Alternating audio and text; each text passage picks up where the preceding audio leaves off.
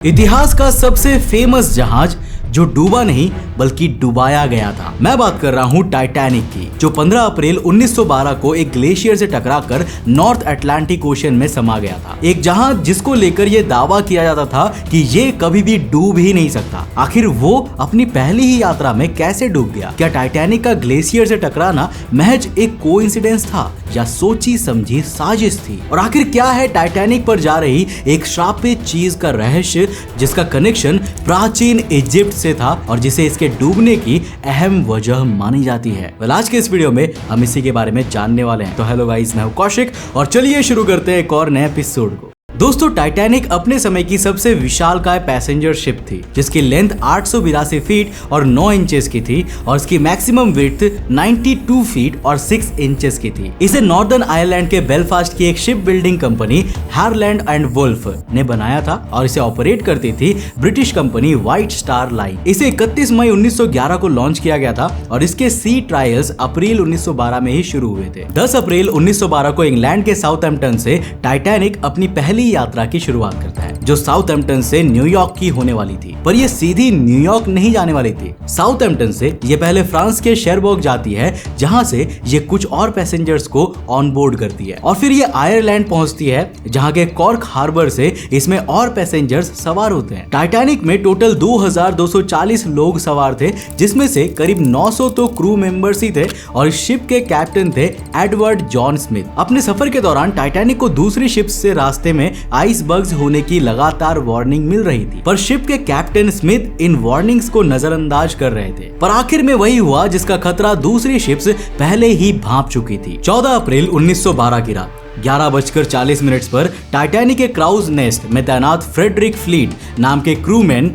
बताते हैं कि टाइटैनिक एक विशाल आइसबर्ग के काफी करीब आ चुका है। फ्रेडरिक फ्लीट ने इस आइसबर्ग को इतनी लेट देखा था कि तमाम कोशिशों के बावजूद भी समय पर टाइटैनिक को आइसबर्ग से टकराने से नहीं रोका जा सका। लेकिन आखिरकार फ्रेडरिक समय रहते आइसबर्ग को क्यों नहीं देख पाए? एक रीजन तो यह है कि उस रात मौसम इतना खराब था कि दूर तक देख पाना पॉसिबल नहीं था। पर यह तो शिप्स पर एक कॉमन प्रॉब्लम होती है। इसका असली रीजन था फ्रेडरिक के पास बाइनोकुलर्स का ना होना। दरअसल देखो, फ्रेडरिक के पहले डेविड ब्लेयर नाम के क्रूमैन को टाइटैनिक के क्रूज नेस्ट में जिम्मेदारी दी गई थी, पर लास्ट मोमेंट पर उन्हें किसी दूसरी शिप में ट्रांसफर कर दिया गया और उन्हें इतने जल्दबाजी में टाइटैनिक को छोड़ना पड़ा कि वो क्राउज नेस्ट में मौजूद स्टोरेज लॉकर की चाबी अपने साथ ही ले जाते हैं जिसमें वो बाइनोकुलर मौजूद था। नतीजा ये हुआ कि इस दर्दनाक हादसे में करीब 1500 लोगों ने अपनी जान गंवा दी। अब हैरानी की बात यह है कि अपने जमाने की सबसे एडवांस्ड शिप कही जाने वाली टाइटैनिक पर पर्याप्त लाइफ बोट्स भी मौजूद नहीं थी। टाइटैनिक पर टोटल 20 लाइफ बोट्स थी जो अपनी फुल कैपेसिटी पर 1178 लोगों का वजन ही उठा सकती थी, लेकिन इन्हें भी सिर्फ 60% कैपेसिटी में ही भरकर रवाना कर दिया गया और करीब 706 लोगों को ही इन लाइफ बोट्स पर जगह मिली जिन्हें RMS कार्पैथिया नाम की एक दूसरी शिप ने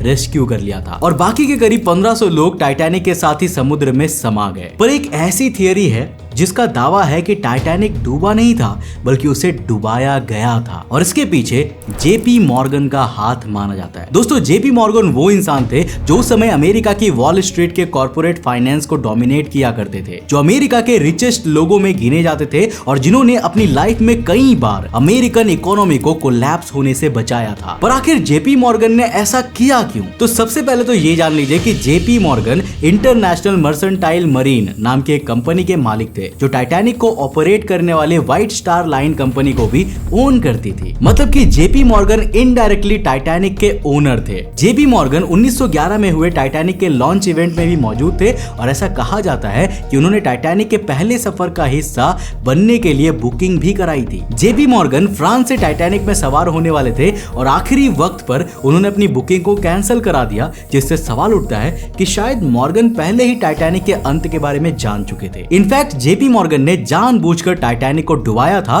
क्योंकि इस शिप में John Jacob Astor fourth, Benjamin Guggenheim और इसीडोर स्ट्रॉस जैसे उस समय के बेहद अमीर लोग भी यात्रा कर रहे थे। माना जाता है कि जेपी मॉर्गन अमेरिका में एक सेंट्रल बैंक बनाना चाहते थे जो देश की सारी फाइनेंशियल एक्टिविटीज को मॉनिटर करता, पर एस्टर, गुगेनहाइम और स्ट्रॉस जैसे लोग जेपी मॉर्गन का विरोध कर रहे थे और सेंट्रल बैंक बनाने के खिलाफ थे। तभी शायद जेपी मॉर्गन ने इन सभी को अपने रास्ते से हटाने के लिए ये डेडली प्लान बनाया होगा और वो इसमें सफल भी हुए क्योंकि तीनों ही लोगों की टाइटैनिक हादसे में मौत हो गई थी। पर देखो ऐसा कोई पब्लिक एविडेंस नहीं मिला है जो ये बताता हो कि एस्टर और गुगेनहाइम जेपी मॉर्गन के सेंट्रल बैंक वाले आइडिया के खिलाफ थे। इनफैक्ट स्ट्रॉस ने तो खुलेआम इसका सपोर्ट भी किया था। वहीं अमेरिका के कॉन्स्पिरेसी थियोरिस्ट स्टू पीटर्स मानते हैं कि इसके पीछे जेपी मॉर्गन का नहीं बल्कि रॉथचाइल्ड्स का हाथ हो सकता है। देखो रॉथचाइल्ड्स फैमिली का यूरोपियन बैंकिंग सिस्टम पर पूरा कंट्रोल हुआ करता था और 19th और 20th सेंचुरी के दौरान ये फैमिली यूरोप में बड़ा इकोनॉमिक इन्फ्लुएंस रखती थी। अब स्टू पीटर्स का तो ये भी मानना है कि 18 जून 2023 को हुए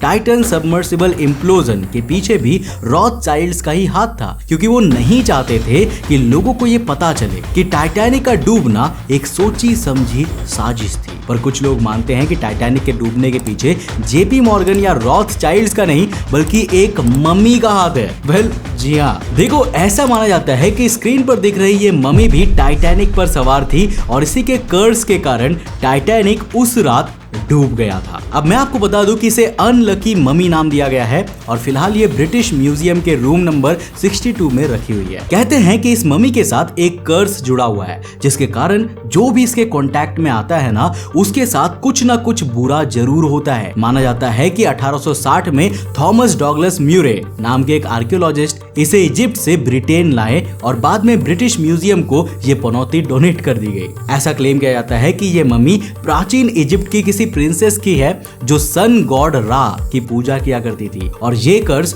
तब शुरू हुआ जब इस मम्मी को उसकी टॉम्ब से निकाल कर ले आया गया। इस अनलकी मम्मी ने थॉमस डॉगलस म्यूरे की लाइफ में कई मिसफॉर्च्यून्स को जन्म दिया और यहाँ तक कि जब वो इसे घर ले गए तब इसके श्राप के कारण उनकी माँ की मौत भी हो गई, जिसके बाद उन्होंने इसे किसी दूसरे कलेक्टर को बेच दिया और इसी तरह कई ओनर्स की जिंदगी बर्बाद करते हुए ये मम्मी ब्रिटिश म्यूजियम में पहुंची। पर कहते हैं कि ब्रिटिश म्यूजियम भी इस अनलकी मम्मी के श्राप से खासा परेशान हो चुका था, जिसको देखते हुए उन्होंने इसे एक अमेरिकन कलेक्टर को बेचने का डिसीजन लिया। एंड अनफॉर्चुनेटली इस अमेरिकन कलेक्टर ने ब्रिटेन से अमेरिका तक इस मम्मी को ले जाने के लिए टाइटैनिक को ही चुना था। लेकिन भाई टाइटैनिक तो डूब गई थी ना, फिर ये मम्मी आज भी कैसे बची है? वेल देखो ऐसा दावा किया जाता है कि उस अमेरिकन कलेक्टर ने टाइटैनिक के क्रू को रिश्वत देकर एक लाइफ बोट ले ली थी जिस पर वो उसकी माँ और ये अनलकी मम्मी सवार होकर निकल गए थे। बाद में इन लाइफ बोट्स को आरएमएस कारपैथिया ने रेस्क्यू कर लिया और सुरक्षित न्यूयॉर्क पहुंचा दिया। हालांकि इस अनलकी मम्मी ने उस अमेरिकन कलेक्टर की जिंदगी में भी कई मिसफॉर्च्यून्स को जन्म दे दिया, जिसके बाद उसने इसे कनाडा के क्यूबेक शहर से वापस ब्रिटेन भेजने के लिए इम्प्रेस ऑफ आयरलैंड नाम के शिप में रखवा दिया। अब इस अनलकी मम्मी का कर्ज फिर डेडली साबित हुआ और 29 मई 1914 को ये एक नॉर्वेजियन कोल शिप से टकरा गई जिसमें 840 लोगों की मौत हो गई। पर इस बार भी अनलकी मम्मी को कुछ नहीं हुआ और ये पनौती जैसे तैसे वापस ब्रिटिश म्यूजियम पहुंच गई। हालांकि देखो इंटरनेट पर चल रही ऐसी सारी कॉन्स्पिरेसी थियरीज को खुद ब्रिटिश म्यूजियम ने डिबंक किया है। ब्रिटिश म्यूजियम की ऑफिशियल वेबसाइट के अनुसार 1860 में इस मम्मी को इजिप्ट से लाया गया था, जिसके बाद ये ब्रिटिश म्यूजियम में आई। ये बात सच है कि इस मम्मी के साथ मिसफॉर्च्यून जुड़ा हुआ है और इसीलिए इसे अनलकी और कर्स्ड माना जाता है। पर ये टाइटैनिक के डूबने की वजह नहीं थी, क्योंकि भाई ये टाइटैनिक पर मौजूद ही नहीं हो सकती थी। ब्रिटिश म्यूजियम में आने के बाद साल 1990 तक इसे कहीं पर भी नहीं ले जाया गया था और टाइटैनिक तो साल 1912 में ही डूब गया था। पर व्हाट इफ आई से उस रात जो शिप डूबी थी वो टाइटैनिक थी ही नहीं। तो देखो दोस्तों, रॉबिन गार्डिनर नाम के एक ब्रिटिश राइटर जिन्होंने साल 1998 में Titanic the ship that never sank नाम की बुक लिखी थी, उनका मानना है कि उस रात टाइटैनिक नहीं बल्कि उसकी सिस्टर शिप ओलंपिक डूबी थी। यहाँ पर मैं आपको बता दूं कि व्हाइट स्टार लाइन कंपनी जो टाइटैनिक के ओनर थी ना, उन्होंने 3 शिप्स बनाई थी, ओलंपिक, ब्रिटानिक और टाइटैनिक। ओलंपिक के सी ट्रायल्स 29 मई 1911 को यानी कि टाइटैनिक के पहले ही शुरू हो गए थे और फिर 14 जून 1911 को ये साउथहैम्पटन से न्यूयॉर्क गई थी। एग्जैक्टली वही रूट जिस पर बाद में टाइटैनिक भी गई थी एंड इसके कैप्टन भी एडवर्ड स्मिथ ही थे। ओलंपिक ने इस यात्रा को सक्सेसफुली पूरा किया था, पर 20 सितंबर 1911 को अपनी 5वीं यात्रा के दौरान दौरान Olympic ship British cruiser HMS Hawke से टकरा जाती है। इससे ओलंपिक शिप में 2 बड़े होल्स हो जाते हैं और 2 वाटर टाइट कंपार्टमेंट्स में पानी भी भर जाता है। अब ऐसा माना जाता है कि व्हाइट स्टार लाइन उस समय फाइनेंशियल इश्यूज से गुजर रही थी और उनके पास ओलंपिक को रिपेयर करने के लिए पर्याप्त फंड्स भी नहीं थे। वहीं इंश्योरेंस कंपनी ने भी उन्हें किसी भी प्रकार का क्लेम देने से मना कर दिया था, क्योंकि ये जिस तरह हादसे का शिकार हुई थी वो इंश्योरेंस पॉलिसी में कवर्ड ही नहीं था। ऐसे में उन्होंने एक चाल चली और ओलंपिक शिप को ही टाइटैनिक नाम देकर समुद्र में उतार दिया। अब क्योंकि टाइटैनिक की इंश्योरेंस पॉलिसी को ओलंपिक से बेटर रखा गया था तो उन्हें इस बार क्लेम आसानी से मिल सकता था। इसीलिए ऐसा प्लान बनाया गया होगा कि SS कैलिफोर्नियन जो टक्कर के समय टाइटैनिक यानी कि ओलंपिक के काफी करीब होगी, वो जाकर इन लोगों को बचा लेगी। मतलब कि ओलंपिक को आइसबर्ग से टक्कर करा के डुबा दिया जाएगा और 2000 से ज्यादा लोगों की जान से खेलते हुए SS कैलिफोर्नियन पर भरोसा किया जाएगा। वेल, प्लान लगभग परफेक्ट ही था, बस SS कैलिफोर्नियन को भी पहले बता दिया गया होता तो शायद उस दर्दनाक हादसे में काफी ज्यादा लोगों की जान बच जाती, क्योंकि SS कैलिफोर्नियन शिप के क्रू ने टाइटैनिक को दूर से तबाह होते तो देखा पर उन्होंने कोई भी एक्शन नहीं लिया। और इस पूरे इंश्योरेंस स्कैम में भी JP मॉर्गन का हाथ माना जाता है। हालांकि अगर आप ध्यान से देखोगे तो इस पूरी कॉन्स्पिरेसी थियरी में कई सारे लूप होल्स हैं। अगर आप देखोगे तो टाइटैनिक और ओलंपिक नियरली आइडेंटिकल थी,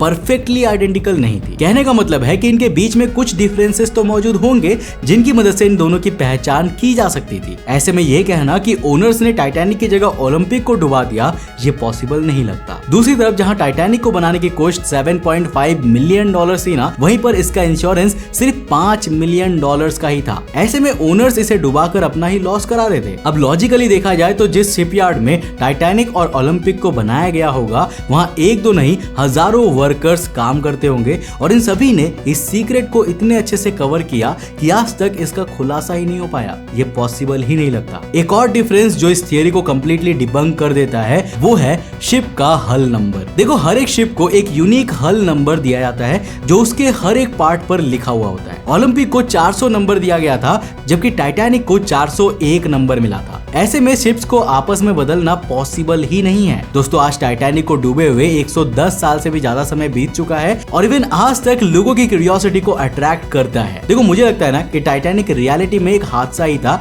और 1500 से ज्यादा जाने किसी ने जानबूझकर नहीं ली होंगी। बरमुंडा ट्रायंगल की तरह टाइटैनिक के डूबने को लेकर इतनी कॉन्स्पिरेसी थियरीज इसीलिए दी जाती है क्योंकि ये इंसिडेंट फेमस है और लोग इसके अराउंड अफवाह फैलाकर सुर्खियों में आना चाहते हैं। बाकी आप इसके बारे में क्या सोचते हो मुझे नीचे कमेंट सेक्शन में लिखकर जरूर बताना। अगर आपको ये वीडियो पसंद आया और कुछ नया सीखने को मिला तो इस वीडियो को लाइक करने के साथ साथ अपने फ्रेंड्स और फैमिली के साथ जरूर शेयर करना। अगर आप नए चैनल पे तो चैनल को सब्सक्राइब करने के साथ साथ नोटिफिकेशन बेल ऑन कर देना। अब अगर आपको ये वीडियो पसंद आया ना तो आपको ये वाली वीडियो भी डेफिनेटली पसंद आएगी जिसमें हमने बात किया है कि आखिर शिप्स में हेडलाइट्स क्यों नहीं लगाए जाते। देखो, टाइटैनिक के अंदर अगर हेडलाइट्स लगे होते जैसा कि कार और बाइक्स में लगे होते हैं तो वो दूर से ही क्लियरली उस आइसबर्ग को देख सकता था रात के अंधेरे में। लेकिन किसी भी बड़े बड़े जहाज के अंदर आज तक भी कोई हेडलाइट लगी हुई नहीं होती है। आखिर इसका कारण क्या है? आखिर क्यों इतने बड़े बड़े जहाजों में कोई भी लाइट नहीं होता दिशा को देखने के लिए? बहुत ही इंटरेस्टिंग क्वेश्चन है और इसका जवाब भी उतना ही इंटरेस्टिंग है जिसे आप इस वीडियो में जाकर देख सकते हो। यहाँ पर क्लिक करो और इस वीडियो को देखो। मैं मिलता हूं आपको नेक्स्ट एपिसोड के साथ, तब तक के लिए बाय,